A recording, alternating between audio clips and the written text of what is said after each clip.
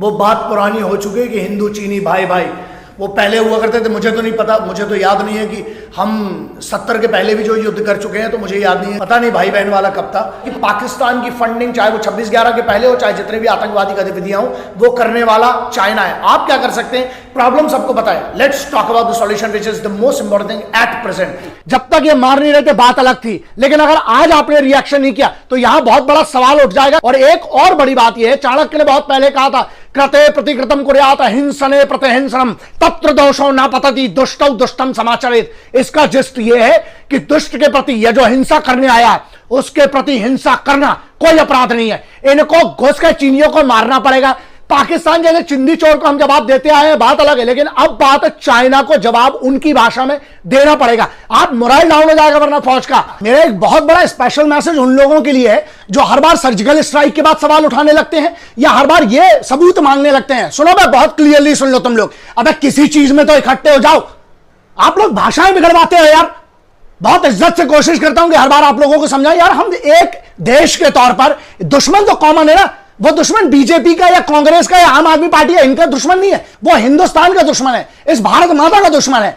कम से कम इस पे तो इकट्ठे हो जाइए। और जो लोग सवाल मांगते हैं ना, एक काम करना चाहिए भारत सरकार को, चाहे वो किसी भी पार्टी का हो, जो भी सवाल करे इन लोगों को ना वहीं पर जाकर 2-4 दिन के लिए जरा नौकरी करवाओगे तब समझ में आएगा।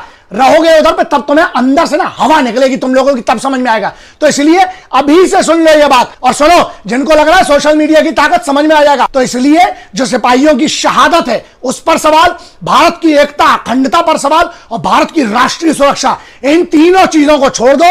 और जो सबूत मांगते हैं यार, तुम लोग को शर्म आना चाहिए। अभी इकट्ठे हो जाओ। वतन जिस हालात में है, भारत मां को जब भी जरूरत पड़ी है, भारत के वीर सपूतों ने कभी भी अपना खून बहाने से पीछे नहीं हटे हैं। अभी जो भारत के कमाल संभाले ना नरेंद्र मोदी, बहुत ही ढीठ प्रधानमंत्री है। इंदिरा गांधी के बाद इतना ढीठ प्रधानमंत्री अभी हमको अब देखने को मिला है।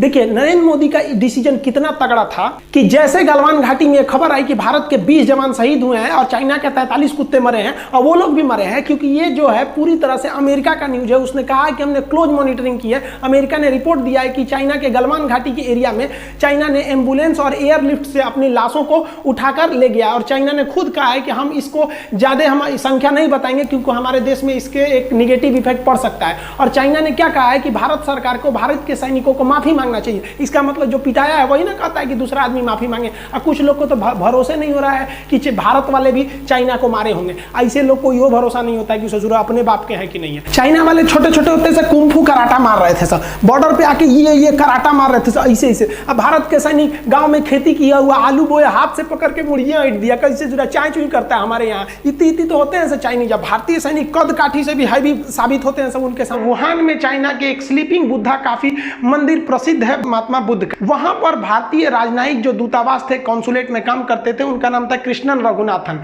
ये 4 जून 1967 को यहां से जा रहे थे, तो इन्होंने अपनी गाड़ी को रोककर इस महात्मा बुद्ध की मूर्तियों के तथा मंदिरों के अवशेष का फोटो लेने लगे थे। ये एरिया मिलिट्री वाला एक छावनी का एरिया था।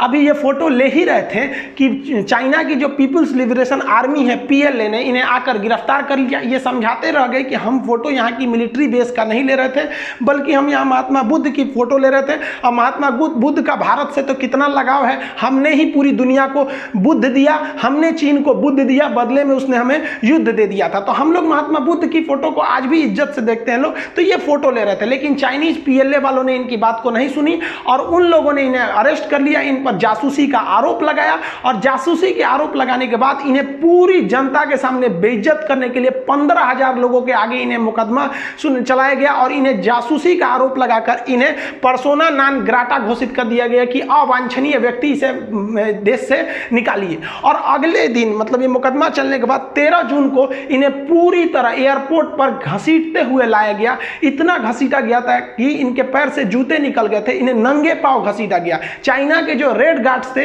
इन्हें लात घूसा मारा मारा, इनके ऊपर थूका था। उसके बाद पूरे सरेआम फोटो खींचकर इन्हें भारत में भेजा गया। जब ये दिल्ली एयरपोर्ट पर उतरे थे तो एक बहुत बड़ी भीड़ इनके स्वागत के लिए भी खड़ी थी और साथ ही साथ इस विरोध को भी दर्शाने के लिए खड़ी थी कि हमें भी चाइनीज को उसी भाषा में जवाब देना पड़े। जैसे ही ये खबर भारतीय मीडिया में आई, उस समय भारतीय मीडिया ने इस खबर को बहुत ही तरजीह दी। भारतीयों का गुस्सा और भयानक चढ़ गया और भारत सरकार ने भी, उस समय जनसंघ पार्टी थी, उसने भी कहा कि अब हम नहीं छोड़ेंगे। भारत सरकार ने अपने सुरक्षा बलों को कह दिया कि दिल्ली में जो चीन का दूतावास है उसे भी घेर लीजिए, उसमें भी कहीं विदेश से खाना नहीं जा सकता है, वहां के लोग भी खाना पानी के लिए बाहर नहीं आ सकते हैं, पूरी तरह से सप्लाई बंद कर दी जाएगी।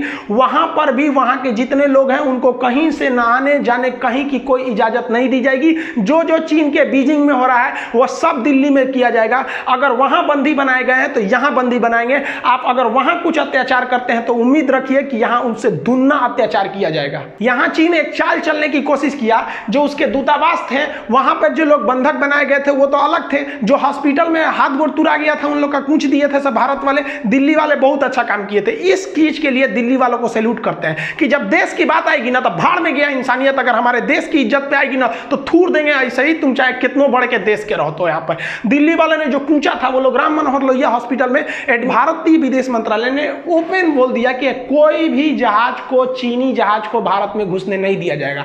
और हिंदुस्तानियों की उस समय हिम्मत की तो सैल्यूट करनी पड़ेगी जब हिंदुस्तानी एयरफोर्स को यह आदेश दिया गया कि इस रास्ते से अगर कोई भी चाइनीज जहाज गुजरता है। एक्चुअली उस समय तो ये पूर्वी पाकिस्तान था, ये तो 1971 में हम लोग कूच काच के इसको अलग किए, इसका वीडियो बना चुके हैं, आप उसको देखे होंगे कि कैसे हम लोग पाकिस्तानियों को कूचे थे। उस समय 93,000 फौजियों ने हाथ जोड़ के सरेंडर किया था कि मत मारिए हमको। तो यहां से वो लोग घुसना चाहते थे। तो भारतीयों ने एकदम प्लान बना दिया था कि एयरफोर्स को सख्त आदेश था कि कलकत्ता से एयरफोर्स उड़ान भरेगी और चीनी विमानों को इस तरह से घेर लेगी कि उन्हें इलाहाबाद या लखनऊ पर उतरने पर मजबूर कर दिया जाएगा। अब एयरफोर्स घेर लेगी तो उतरेंगे कहीं नहीं, आगे जाके जहाज, एयरफोर्स की जहाज तो छोटी होती है ना, कलाबाजी करने लगे, आगे ऐसे ऐसे करेगी, अपने से उलट जाएगा। हम लोग क्या कहेंगे, डरा के उलट दिया।